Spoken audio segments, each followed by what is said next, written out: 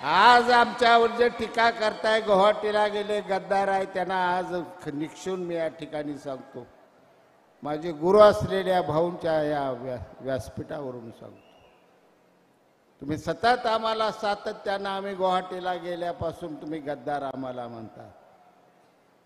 गद्दारी तुम्ही केलेली आहे. पहिल्या दिवशी हिम्मत असेल तर उद्धव ठाकरेने त्याच्या आदित्य पवारांच्या डोक्यावर दूध व्हायचं, डोक्यावर हात ठेवायचा आणि 50 खोकी आम्हाला दिली म्हणून सांगायचं. नसाल तरी पाटलाच्या एवढा शहाजी पाटील माझ्या दिग्विजय पवारांच्या डोक्यावर हात ठेवतो आणि दिग्विजयची शपथ घेऊन मी सांगतो आम्हाला 50 खोकी मिळाली नाहीत म्हणून.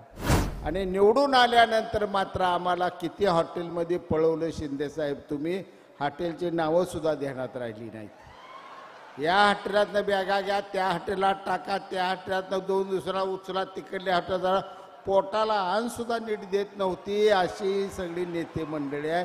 साहेब तुम्ही बी त्यात होता त्यावेळी. आम्ही बोंबलून साहेबांना सांगत होतो, शंभूराजे देसाई, मी, अनिल भाऊ साहेब ही करू नका हो, लय वाटोळ आमचं होतंय.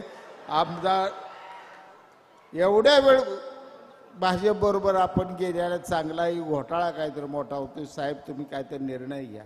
पण या महाविकास आघाडीने आता भंगार गोळा करायला महाराष्ट्रात सुरू केलंय. टेंबूच्या 6व्या टप्प्याचं भूमिपूजन झालं. कोणतेही काम आपण मागायला जातो ते मंत्रालयात जातो, मुख्यमंत्र्यांच्याकडे जातो आणि त्या खात्याच्या मंत्र्याकडे जातो.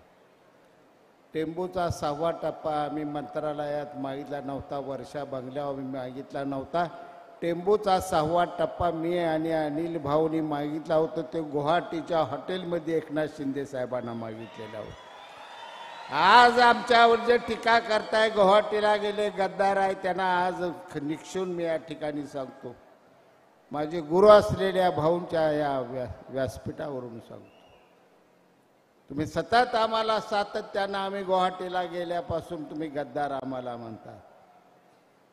गद्दारी तुम्ही केलेली आहे. पहिल्या दिवशी आम्ही भारतीय जनता पार्टी बरोबर निवडून आलो, मित्र पक्ष म्हणून आम्हाला भारतीय जनता पार्टीच्या नेत्यांनी कार्यकर्त्यांनी भाषण आमच्यासाठी केले, त्यांची मतं आम्ही घेतली आणि निवडून आल्यानंतर मात्र आम्हाला किती हॉटेलमध्ये पळवलं शिंदे साहेब तुम्ही, हॉटेलची नावं सुद्धा ध्यानात राहिली नाहीत. या हॉटेलातनं बॅगा घ्या, त्या हॉटेलात टाका, त्या हॉटेलातनं दोन दुसरा उचला, तिकडल्या हॉटेलला पोटाला अन्न सुद्धा नीट देत नव्हती. अशी सगळी नेते मंडळी आहे.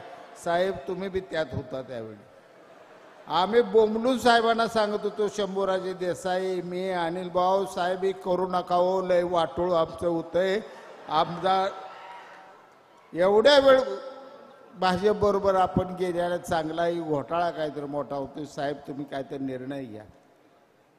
त्यावेळी शिंदे साहेबांनी 16-17 आम्ही आमदार होतो. साहेबांनाही प्रसंग आठवत असेल.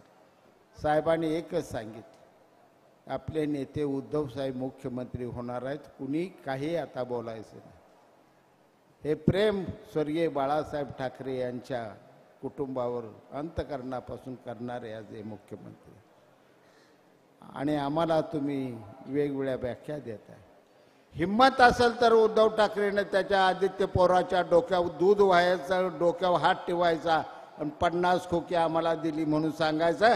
नसाल तरी पाटलाच्या एवढा शहाजी पाटील माझ्या दिग्विजय पवारांच्या डोक्यावर हात ठेवतो आणि दिग्विजयची शपथ घेऊन मी सांगतो आम्हाला 50 खोकी मिळाली नाहीत म्हणून. कशाला सगळ्या महाराष्ट्राच्या आरडतून वरड सुटलेली आहे ती. महाविकास आघाडी जी सुटली काय नाही तुम्हाला सांगतो, सगळे नेता आहेत. उद्धव साहेब आहे, ती पवार साहेब आहे, सगळी साहेबच आहे. ती सगळी व्यापार माणूस करतो. सोन्या चांदीचं दुकान टाकतोय, कोण हार्डवेअरचं दुकान टाकतोय, कोण किराणा मालाचं दुकान टाकतोय, कोण मॉल टाकतोय, एखादा कोण शाळेची पुस्तकं वह्या विकणार दुकान टाकतोय. पण या महाविकास आघाडीने आता भंगार गोळा करायला महाराष्ट्रात सुरू केलंय. भंगारचा पडीक माल कुठं आहे तेवढा उचलत्या. ते इनकमिंग झालं. कसलं इनकमिंग काय, महाराष्ट्रातला तमाम मतदारा इनकमिंग एकनाथ शिंदे एका नावाभोवती झालेला आहे. आता कुणाचं काय चालत नाही. सगळ्यांनी ग बसा, शांत राहा.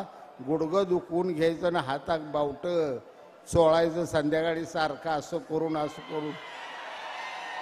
काय याचा फायदा होणार नाही. जनतेच्या हृदयावर ज्यांनी 2.5 वर्षात रात्रंदिवस काम करून स्वतःचा अधिराज्य मिळवलं ते मुख्यमंत्री एकनाथजी शिंदे साहेब आहे.